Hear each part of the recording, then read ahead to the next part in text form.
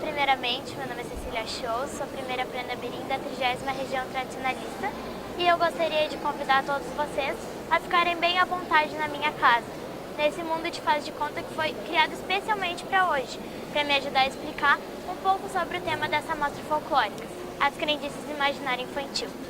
Quando eu soube do tema proposto, a primeira pergunta que surgiu foi: o que é uma crendice? A crendice é toda aquela crença em coisas que a lógica não explica. As crendices fazem parte do nosso folclore, já que a sua origem é popular, e elas são passadas de geração em geração até os dias atuais. Elas chegaram no Brasil através dos colonizadores portugueses, e depois elas se integraram às crenças dos índios e negros.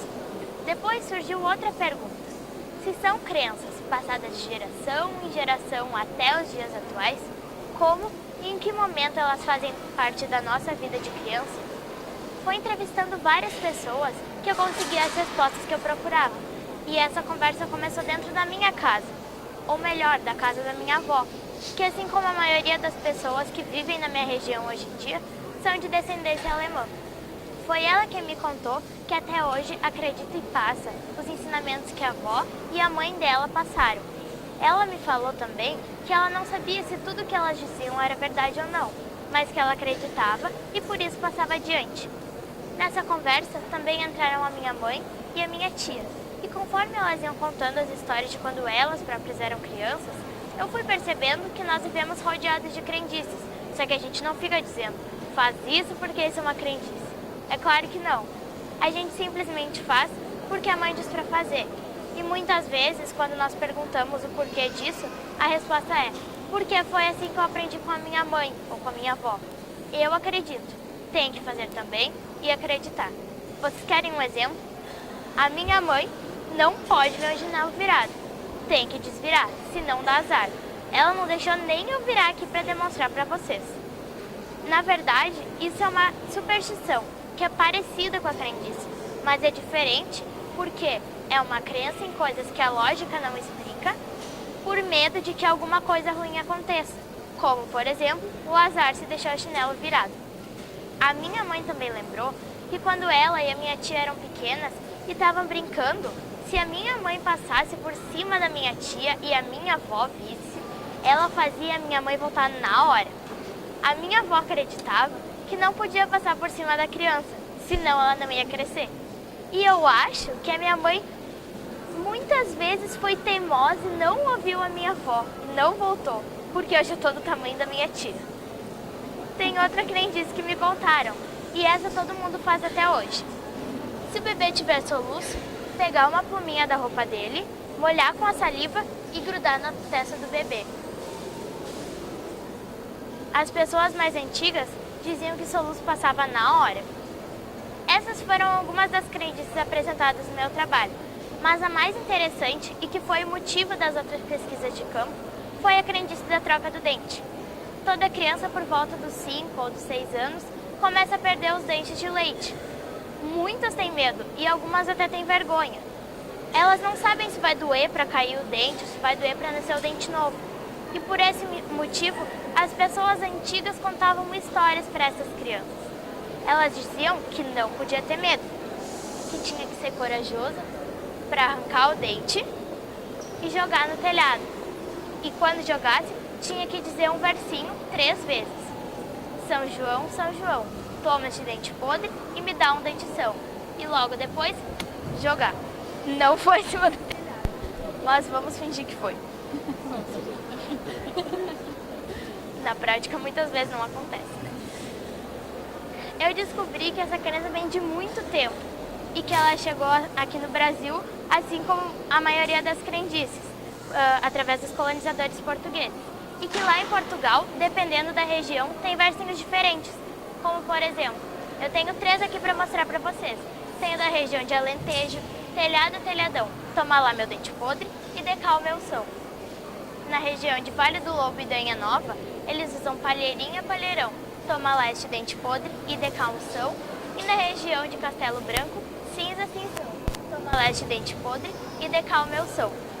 Aqui no Brasil, eu também descobri que os versinhos são diferentes de acordo com a região. Tem o versinho do São João, que é usado pela minha família, a família Ferreira. Vocês podem notar que aqui tem 6 fotos das crianças das famílias dos dentes. E eu escolhi botar nas janelinhas as fotos, porque justamente quando as crianças estão sem os dentes, as pessoas falam que elas estão de janelinha.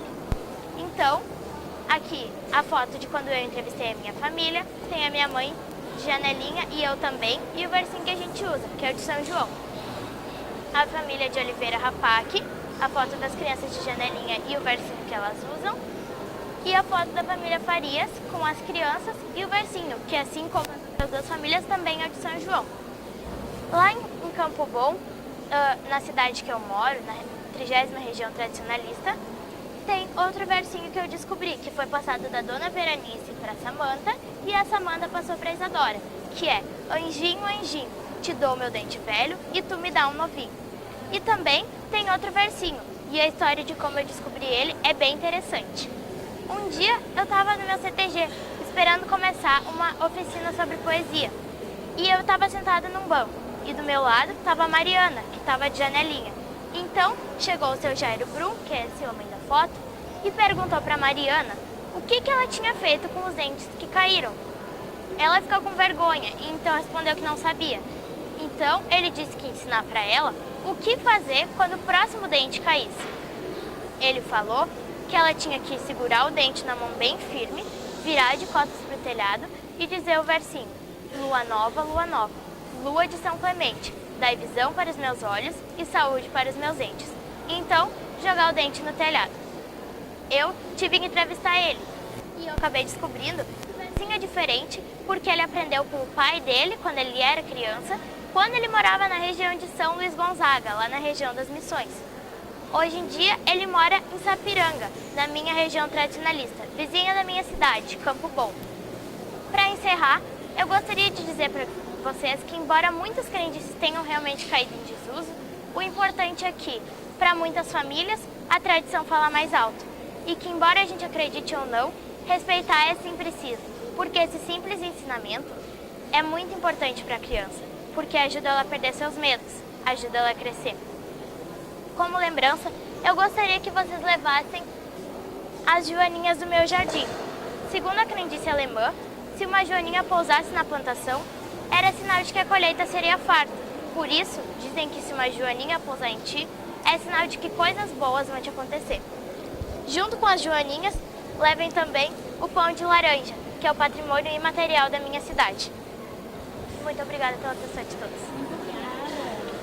Vocês querem? Ok. Obrigada. Vocês têm alguma pergunta?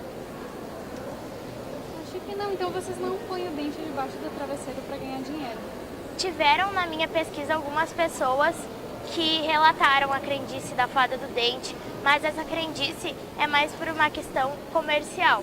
Por exemplo, lá na minha casa, todo mundo fez a crendice de jogar o dente no telhado.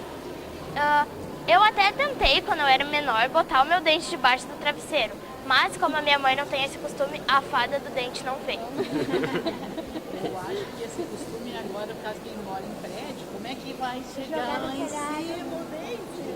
Então vou ter que trocar por um de Tá certo. Muito obrigada. Ok, Parabéns. obrigada.